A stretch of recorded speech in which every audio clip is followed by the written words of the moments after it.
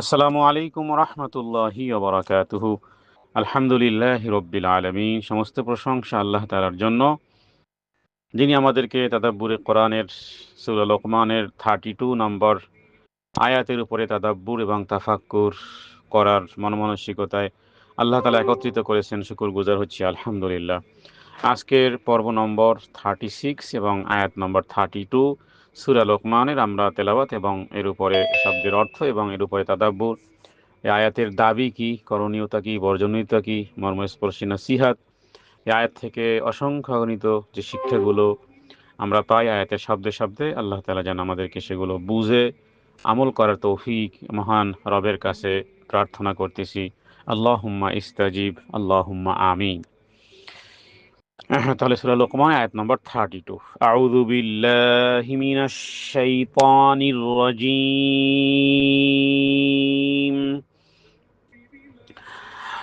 وَإِذَا غَشِيَهُم مَّوْجٌ كَالظُّلَلِ دَعَوُا اللَّهَ مُخْلِصِينَ لَهُ الدِّينَ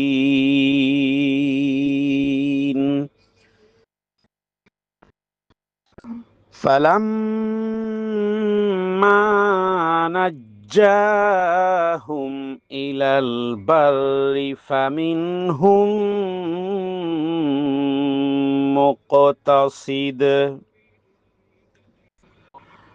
وَمَا يَجْحَدُ بِآيَاتِنَا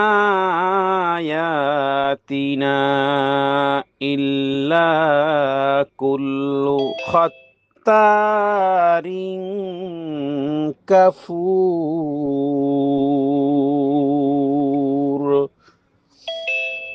আলহামদুলিল্লাহ, এটি সূরা লোকমানের 32 নম্বর আয়াত। আল্লাহ তাআলা এই আয়াতের মধ্যে এমন একটি দৃশ্য অবতারণা করেছেন। আলহামদুলিল্লাহ, দৃশ্যটি আমরা সচরাচর দেখি।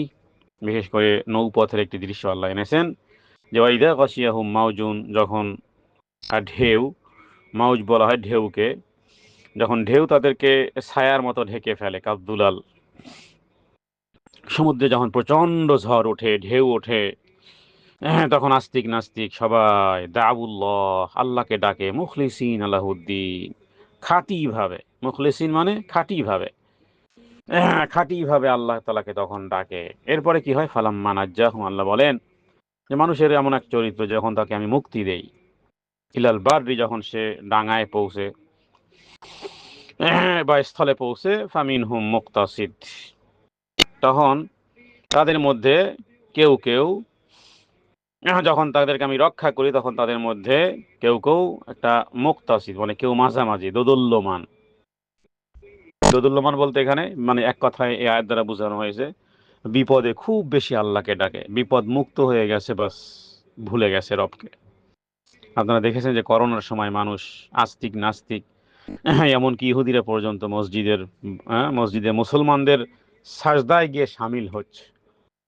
করোনাও শেষ, খালি ইহুদ কেন, মুসলিমরাই তো সবচেয়ে বেশি বিগ দিয়েছে। তো এখানে আল্লাহ তাআলা মানুষের বিপদ আপদ যখন আসে, তখন খুব গভীরভাবে খাঁটিভাবে আল্লাহ তাআলাকে ডাকে। এরপর যখন বিপদ পার হয়ে যায়, বাস শেষ। ওমা ইয়াজহাদু বিআয়াতিনা ইল্লা কুল্লু খাত্তারিন কাফুর।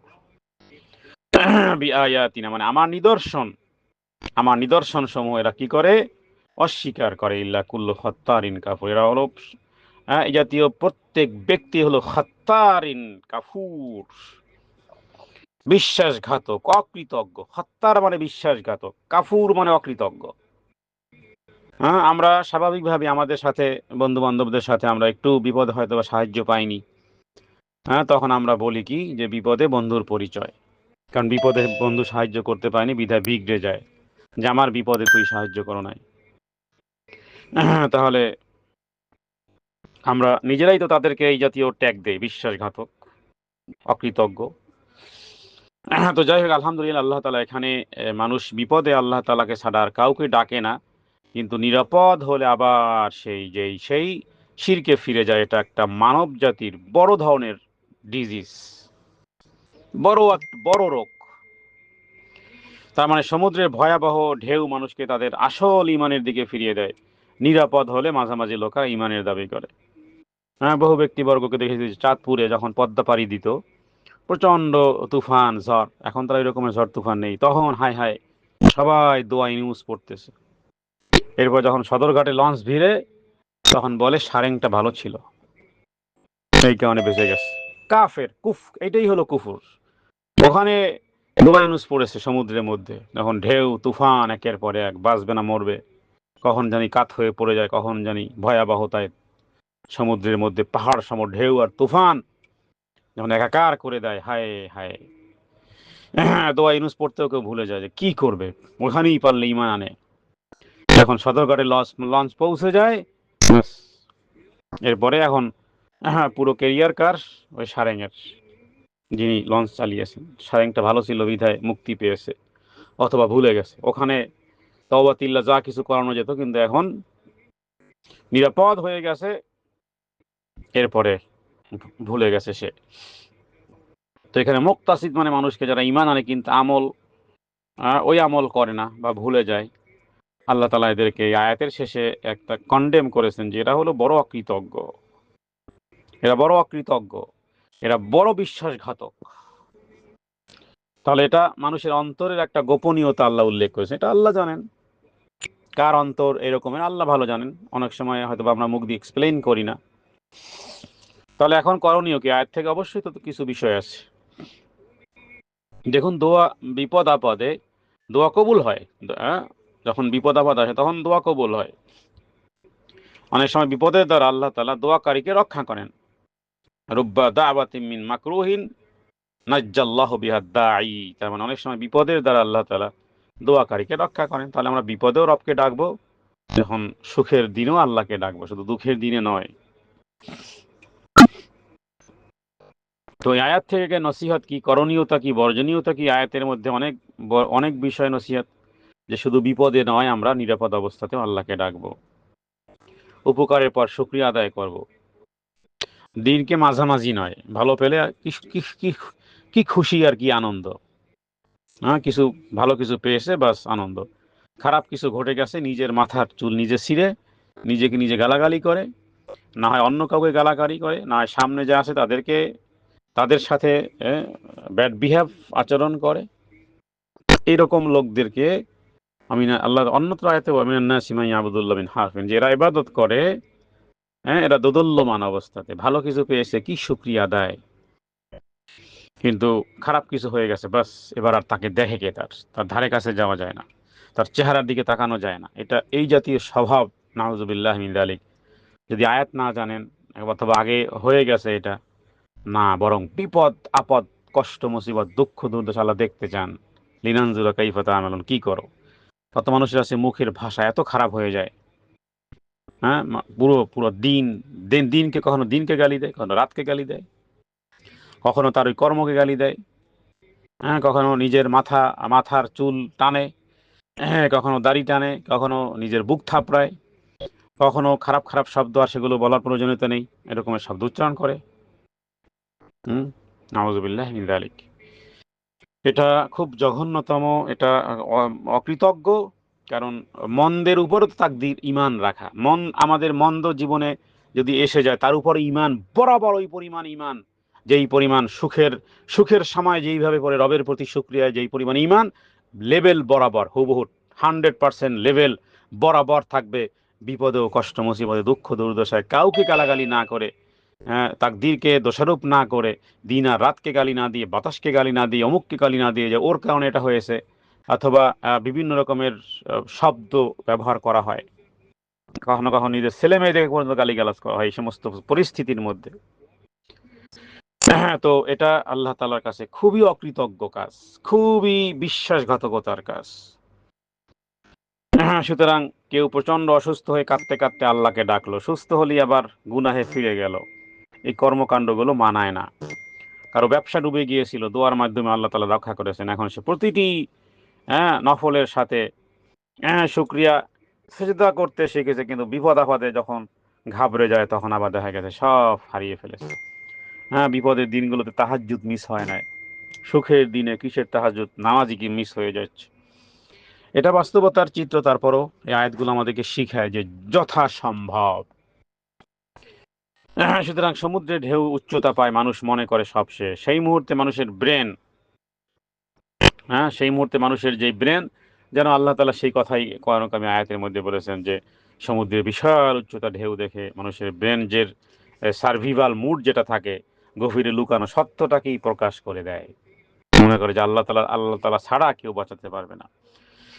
মস্তিষ্ক তখন আর মিথ্যা ভরসা ধরে রাখতে পারে না। এজন্য হিন্দুদেরকে আমরা দেখেছি, যখন এই ঝড় তুফান ইত্যাদি হয়, তখন নিজেদের ওই এই ডাকে শেষ পর্যন্ত যখন দেখে ফেরে না, তখন বলে মুসলমানদের আল্লাহর কাছে দোয়া করতেছি, মানে এই বিগ গড, গডেস্ট, তার কাছে প্রার্থনা করতেছি।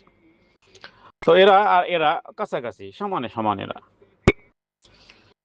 তো এই জন্য যখন যদি বিমানের মধ্যে যদি বলা হয় যে বিমান ক্র্যাশ হতে যাচ্ছে, অথবা আমরা ভয়াবহ একটা জোনে আসি, আপনারা সবাই প্যারাশুট পরে রেডি হন, আপনার কি অবস্থা হবে? আপনি তো দোয়া ইউনুস পড়াই ভুলে যাবেন। নাস্তিক থাকলে কবে যে ভাই দোয়াটা শিখিয়ে দেন। তো এরপরে যখন আবার নিরাপদে, একটু পরে আবার যদি এলান হয় যে না, আমরা নিরাপদ জেনে পৌঁছে গেছি, বাহ! তো এটা এই এই জাতীয় এই কি বলে, এই চরিত্রকে আল্লাহ কন্ডেম করেছেন এক কথায়। তো এই কারণে আমরা বলবো যে বিপদে এই শুধু আল্লাহ ভরসা নয়, নিরাপদেও আল্লাহ ভরসা এবং শুকরিয়া। ইমান শুধু ডুবতে ডুবতে নয়, তীরে পৌঁছেও, এটা হলো ফেরাউন মার্কা ইমান। ডুবতে ডুবতে ইমান, এটা হলো ফেরাউনি মার্কা ইমান। বিপদে বিপদে বিপদ মুহূর্তে ইমান, এটা হলো ফেরাউনি ইমান। আল্লাহ সেটাকে রিজেক্টেড করে দিয়েছেন। কৃতজ্ঞতা, হৃদয় কৃতজ্ঞতা থাকা সব সময়, এটা হলো ইমানের, আপনার ভিতরে যে ইমানের আছে, এটা ইমানের সেন্ট বলা যেতে পারে। ইমানের কিছু দাবি থাকে না, ইমানের সুঘ্রাণ। ইমানের সুঘ্রাণ কি? বিপদে কে না ডাকে, আপনার পাশে যে নামাজ পড়েনি ওকেও আপনি ওই সময় দোয়া ইউনুস শিখাই দেন, দেখবেন যে আপনার তেরা জোরে জোরে পড়বে। তাহলে আপনার সাথে ওর ব্যবধানটা কি? ব্যবধানটা হলো যে যখন ডাঙায় পৌঁছে যাবে, নিরাপদ হয়ে যাবে, দেখবেন যে ও আর নেই। বিপদের দিনে মসজিদে ঘন ঘন যাতায়াত করেছে, বিপদ শেষ, এরপরে ব্যবসা বাণিজ্যে লিপ্ত হয়ে গেছে, আর সময় পায় না আর মসজিদে আসে।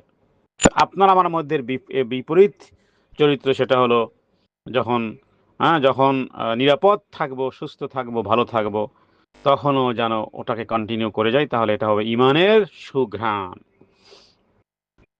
তো বিপদ মানুষকে আল্লাহর দিকে ফিরিয়ে আনে। নিরাপদ হলে তাকেও ভুললে সেটা ইমানদারিত্ব নয়, এটা একটা বিকৃতি, এটা অকৃতজ্ঞ হওয়া, এটা একটা মনের একটা রোগ বলা যেতে পারে। সুতরাং আল্লাহ তাআলা দেখতে চান যে ডুবতে ডুবতে গিয়ে কি আল্লাহকে ডাকি, নাকি সুখেও আল্লাহকে ডাকি। তো এই জন্য আমরা বলবো যে এই সমস্ত আয়াতগুলো আসলে অনেক আমাদের জীবনের সাথে ওতপ্রোতভাবে জড়িত হয়ে আছে, এবং হার্ট টাচ করা, হৃদয় জাগানো অমূল্য বাণী আমরা এই আয়াত থেকে গ্রহণ করতে পারি। যে বিপদ ডাকে ইমানকে, আর শান্তি পরীক্ষা করে তা বজায় রাখা যায় কিনা, এটা হলো একটা ইন্ডিকেটর, পরীক্ষা। আল্লাহ পরীক্ষাটা নিবেন। সমুদ্রের ঢেউ কখনো আল্লাহর দিকে ডাকে, কিন্তু স্থলের আরাম মানুষকে কি করে আল্লাহর সম্পর্ক বা আল্লাহর সাথে কানেক্টেড হওয়াটাকে ভুলিয়ে দেয়। সুতরাং যার ইমান শুধু কান্নার মুহূর্তে জাগে, সে এখনো ইমানের স্বাদ পায়নি, সে এখনো ইমানের স্বাদ পায়নি। সুতরাং অন্ধকার রাত আল্লাহকে পরিচয় করায়, আলোর দিকে তাকে মনে করে রাখাই কৃতজ্ঞতা। শুধু রাতের ভয়ে আপনি আল্লাহকে ডেকেছেন, দিনের বেলা প্রকাশ আলোতে আপনার সাহস বেড়ে গেছে। এরকমের বাচ্চা টাইপের আর কি, রাতের বেলা কাসুমাসু হয়ে মায়ের কোলের সাথে ঘুমায়, রাতের বেলা ভয়, মা ভয়, দিন হয়ে গেছে, বাস। তো এরকমের বাচ্চা সুলভ আচরণ আমরা কতদিন আর করব? রাতের অন্ধকারে তুমি ভয় লেগেছে, মায়ের কাছে এসেছিলে দিনের বেলা, তুমি মায়ের কোনো কথাই শুনতেছো না। তো আমাদের চরিত্রটা যেন এরকমই, বিপদ মুহূর্তে আল্লাহ তাআলার কাছে বলি, কিন্তু যখন আমরা ডুবতে ডুবতে থাকি তখন রবকে ডাকি, আর যখন তীরে পৌঁছে যায়, তার মানে যখন বিপদ কেটে যায়, তখন নিরাপত্তায় পৌঁছে গেলে তখন আর নাম ভুলে যায়।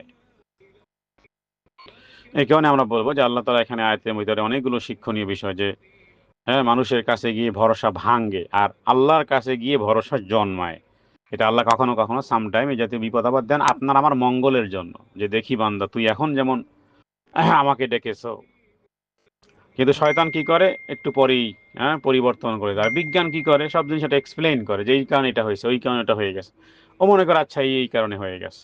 আসলে এগুলো ভালো এবং মন্দ তাকদীরের ফায়সালা। তো আল্লাহ বাঁচালে শুধু আলহামদুলিল্লাহ বলা নয়, পাপের পথ ছেড়ে দেওয়া আসল শুকরিয়া। শুধু আল্লাহ বাঁচিয়েছেন আলহামদুলিল্লাহ বলেছেন, এটার মধ্যে এটার আধা পূর্ণ, আর আধাটা পূর্ণ হবে যে পাপের পথ ছেড়ে দেন। যদি তওবা ইস্তেগফার তো থাকবে থাকবে, পাপও করেন, অন্যায়ও করেন, তওবা ইস্তেগফারও করেন, এটা একটা চরিত্র। এটা হচ্ছে সবচেয়ে আরো ভালো চরিত্র হলো যে আমি আলহামদুলিল্লাহ বলবো, আর সবচেয়ে বড় বিষয় হলো পাপের পথ ছেড়ে দেব। এটা হলো শুকরিয়ার বহুত বড় একটা ডেফিনেশন। তাহলে শুকরিয়া শুধু মুখ মৌখিক নয়, বরং পাপ থেকে বেঁচে থাকাটাও এটাও একটা শুকরিয়া। সুতরাং আমরা বলবো যে যে বিপদে আল্লাহ তাআলার দরজায় কান্না করতে পারে, সে নিরাপদেও কখনো দরজা বন্ধ রাখবে না। সুতরাং কখনো কখনো আল্লাহ তাআলা যদি আমাদের জীবনে এভাবে করে বিপদ আপদে পড়ি, তো বিপদ আপদে আল্লাহ তাআলা শাস্তি দেওয়াটা, তার মানে সমুদ্রে যদি কেউ যায় আর যদি সেখানে তুফান ওঠে, তো আল্লাহ ডুবিয়ে মারার জন্য ওখানে নেয় নাই, বরং তোমার সাজদা, তোমার শুকুর, তোমার হৃদয়ের একটা পূর্ণ গঠন যেন ওখান থেকে, যে আল্লাহ ওই বিপদে তো আমি ফিরে নাও আসতে পারতাম। আমরা সবাই আলহামদুলিল্লাহ করোনা দেখেছি, করোনা আমরা চোখের সামনে দেখেছি, লাশের মিছিলটা আমরা দেখেছি, কাউকে ছাড় দেয় নাই, কাউকে ছাড় দেয় নাই, সব ধরনের লোকদেরকে আল্লাহ টেনে নিয়ে গেছেন লাশের কাতারে। ওখানে যে আমরা বেঁচে আছি, ওই অবস্থায় আমাদের কি অবস্থা ছিল, সিচুয়েশনটা কি ছিল, যে আল্লাহ কোনো শেকায়েত নাই, শুধু একটু সুস্থ রাখো। এটাই তো ছিল আমাদের সবার ঐকান্তিক, যে ওই সময়কালে যে খাবার দাবার কোনো শেকায়ত নেই, আল্লাহ সুস্থ রাখো, আল্লাহ করোনা যেন গ্রেফতার না করে, করোনা যেন আক্রান্ত হয়ে যেন মুহূর্তের মধ্যেই যেন শ্বাসনালী বন্ধ না হয়ে যায়। চোখের সামনে কত ভাইদেরকে দেখেছি যে সুস্থ, এরপরে শুনলাম করোনায় দুনিয়া থেকে চলে গেছে, আমলটা বন্ধ হয়ে গেছে, তারা কবরে শুয়ে আছে, আমল বন্ধ। কিন্তু আপনার আমার সুযোগ আর চান্স এই মহান রব্বে কারিম দিয়েছেন। কত বড় সুযোগ, দিন আর রাত, প্রত্যেকটা মুহূর্ত মুহূর্ত মুহূর্ত মুহূর্ত। সুতরাং ফিরে আসুন ওই রবের দিকে, যিনি আমাদেরকে বিপদ আপদ থেকে রক্ষা করেন। এই কারণে যাতে করে আমরা তার দিকে প্রত্যাবর্তন করি, তার দয়া, তার হেফাজত, তিনি যে নিরাপদ রেখেছেন, সুস্থ রেখেছেন, স্টিল লাইফ রেখেছেন, বুকের মধ্যখানে শক্ত করে বাঁধুন সেই রবের, রবের দেয়া অনুগ্রহকে, সময়কে কাজে লাগান। সদা সর্বদা বিপদেও শুকরিয়া, এবং সুস্থ এবং নিরাপত্তার মধ্যেও রবের শুকরিয়া। সব সময় ধৈর্য, এবং সব সময় রবের প্রতি প্রত্যাবর্তন, কখনো যেন দোদল্যমান না হয়। ভালো এবং মন্দ তাকদীরের ফায়সালার উপরে সদা সর্বদা আলহামদুলিল্লাহি আলা কুল্লি হাল। হে আল্লাহ, সর্ব অবস্থাতেই, কখনো খুব কষ্টে মুসিবতে আল্লাহ খুশি আছি, আল্লাহ সন্তুষ্ট আছি। তুমি সন্তুষ্ট থাকো, তাহলেই আমি সন্তুষ্ট। তোমার সন্তুষ্টি আমার সন্তুষ্টি। অতএব আমি আমার লাইফ স্টাইল, আমি আমার শারীরিক, আর্থিক, মানসিক, আমি আমার যাবতীয় বিষয়ে আমি সন্তুষ্ট আছি। হে আল্লাহ, তোমার প্রতি সন্তুষ্ট আছি, তুমিও সন্তুষ্ট থাকো। সুতরাং শুধু বিপদেই রবকে ডাকা নয়, বরং সুস্থ সালিম অবস্থাতেও শুকুর গুজার হওয়া, খুব আনন্দের মুহূর্তে অট্টহাসিতে ঘন্টার পর ঘন্টা, বিভিন্ন ইভেন্ট, হাসির ইভেন্ট, বিভিন্ন আনন্দের ইভেন্টে গিয়ে মানুষ বিলকুল ভুলে যায়, সালাতের সময় পর্যন্ত নষ্ট হয়ে যায়। বিবাহ শাদী বলেন, বিভিন্ন পিকনিক বলেন, বিভিন্ন সামাজিক বিভিন্ন একত্রিত হওয়ার যে সমস্ত প্রোগ্রামগুলো হয়, এগুলোতে মানুষ আনন্দের নামে রবকে ভুলে যায়। অথচ ওই সময়কালে যদি কারো ফোন আসে যে তোমার ছেলে অ্যাক্সিডেন্ট করছে, মেয়ে অ্যাক্সিডেন্ট করছে, অথবা তোমার স্বামী অ্যাক্সিডেন্ট করছে, অথবা তোমার ভাই, তোমার বোন হসপিটালে দৌড় দিছে, আপনার ওই তখন আর ওখানের আনন্দ আর আপনার হৃদয় টাচ করবে না। ওখানে হৃদয়, একটু আগেই আপনি হেসেছিলেন, একটু আগেই রবকে ভুলে গিয়েছিলেন, একটু আগেই দুনিয়ার মধ্যে মত্ত হয়ে গিয়েছিলেন, রবের স্মরণে ছিল না। তাহলে বিপদে এবার আপনি দোয়া ইউনুস পড়তে পড়তে ভাগতেছেন। তো এটা শুধু আসলে উদাহরণই নয়, বরং আমাদের জীবনের সাথে এজন্য রবের কাছে বেশি বেশি করে দোয়া করা, যে হে আল্লাহ, আপনি আমাদেরকে ওই ওদের কাতারে রাখেন যারা আপনাকে সদা সর্বদা আপনাকে স্মরণ করে। আল্লাহুম্মা জাআলনা লাকা মুখলিসিনা ফির রখাই ওয়াশ শিদ্দাতি। হে আল্লাহ, সুখে দুঃখে, কষ্ট ক্লেশে, হতাশায়, সদা সর্বদাই ওই অন্তর দাও, যে অন্তর যে অন্তর সদা সর্বদা তোমাকেই ডাকবে ইখলাসের সাথে, একনিষ্ঠতার সাথে। ওই রকমের হৃদয় আমাদেরকে বানিয়ে দাও। আর ওটা চাই না যাই আয়াতের মধ্যে তুমি বলেছো, ওয়ালা তাজালনা মিনাল খাইনিন, খাইনিন আল কুফারিন বা কাফুরিন, যে হে আল্লাহ বিশ্বাসঘাতকতা অকৃতজ্ঞতা যেন কখনোই না হয়।